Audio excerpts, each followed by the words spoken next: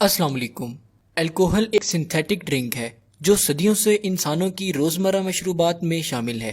अगर अल्कोहल की प्रोडक्शन की बात की जाए तो इसमें एक ख़ास फंगस जिसे यीस्ट कहते हैं वो फर्मेंटेशन के प्रोसेस से कार्बोहाइड्रेट्स को डिग्रेड करता है जिससे अल्कोहल की प्रोडक्शन होती है। अल्कोहल की बहुत सी किस्में हैं जिनमें इथाइल अल्कोहल सबसे ज़्यादा इस्तेमाल किया जाता है और ये आमतौर पर बहुत सी ड्रिंक्स जैसा कि वाइन, बियर और लिक्वर वगैरह में इस्तेमाल होता है। अगर अल्कोहल का मुसलसल इस्तेमाल किया जाए तो इससे इंसान अल्कोहल एडिक्ट हो जाता है।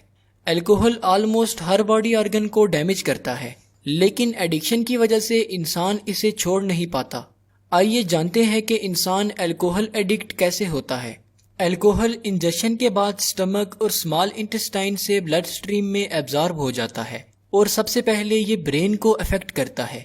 ये ब्रेन के प्लेयर सेंटर जिसे सेरिब्रल कॉर्टेक्स भी कहते हैं उसको स्टिमुलेट करता है जिससे डोपामीन की प्रोडक्शन होती है। डोपामीन अल्कोहल अब्यूजर्स में इंटेंस एक्साइटमेंट, हैप्पीनेस और रिलैक्सेशन जैसी फीलिंग पैदा करता है जो इंसान को बार बार अल्कोहल पीने पर मजबूर करती है जिससे कि वो अल्कोहल एडिक्ट हो जाता है। आइए देखते हैं कि अल्कोहल हमारी बॉडी को कैसे डैमेज करता है। Stomach and small intestine. Alcohol almost हमारे हर बॉडी ऑर्गन को डैमेज करता है जैसा कि stomach, small intestine, liver, brain, heart, kidneys वगैरह। अल्कोहल कंजम्पशन के बाद तकरीबन 20% अल्कोहल हमारे स्टमक में एब्जॉर्ब होता है जिससे गैस्ट्रिक जूसेस की प्रोडक्शन होती है।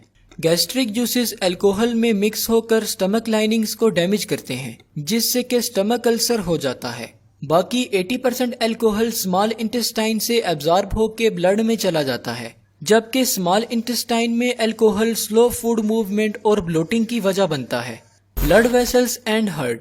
अल्कोहल ब्लड स्ट्रीम में इंटर होकर ब्लड वेसल्स को एक्सपेंड करने का काम करता है जिससे हमारी हार्ट बीट तेज हो जाती है जो सडन स्ट्रोक और हार्ट अटैक की वजह बनती है। इसके अलावा हाई ब्लड प्रेशर से स्किन की तरफ ब्लड की मूवमेंट ज्यादा हो जाती है जो एक्सेसिव हीट लॉस और डिहाइड्रेशन की वजह बनती है। ब्रेन।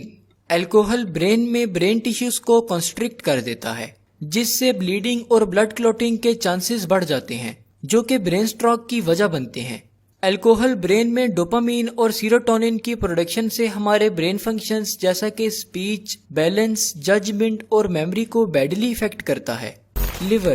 लिवर हमारी बॉडी में मौजूद वेस्ट मटेरियल्स को ब्रेक डाउन करने का काम करता है। लिवर में अल्कोहल के ब्रेक डाउन से कार्बन मोनोऑक्साइड प्रोड्यूस होती है जो लिवर सेल्स को डैमेज करती है जिससे लिवर में ऑक्सीजन की कमी हो जाती है जो कि हाइपोक्सिक हेपेटाइटिस की वजह बनती है जो एक लाइफ थ्रेटनिंग कंडीशन है।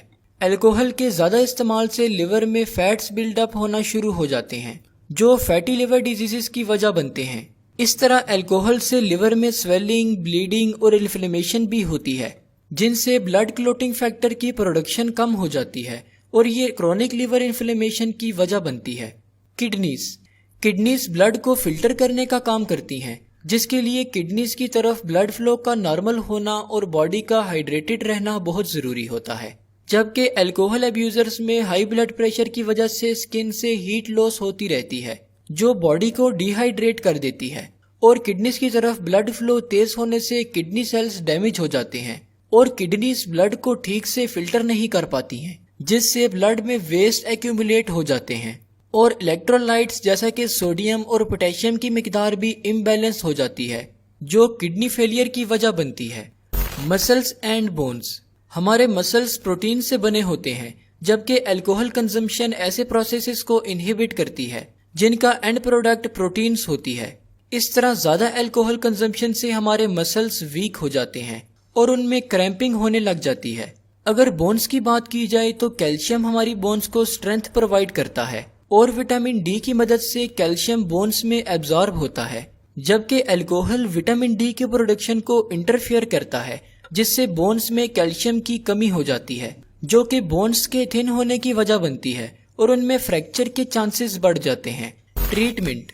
अल्कोहल अब्यूजर्स की रिकवरी के लिए हर मुल्क में मुख्तलिफ सेंटर्स कायम होते हैं जहां उनकी ट्रीटमेंट की जाती है। اس کے علاوہ کچھ میڈیکیشنز جیسا کہ نیلٹریکزون، ایکیمپروسیٹ اور ڈائسلفرام وغیرہ الکوہل ابیوزرز میں الکوہل کنسپشن سے ہونے والی پلیزنٹ فیلنگز کو کنٹرول کرتی ہیں اور بیڈ ایفیکٹس کاز کرتی ہیں، جن میں نوزیا، وامٹنگ اور چیسٹ پین وغیرہ شامل ہیں۔ شکریہ، اللہ حافظ۔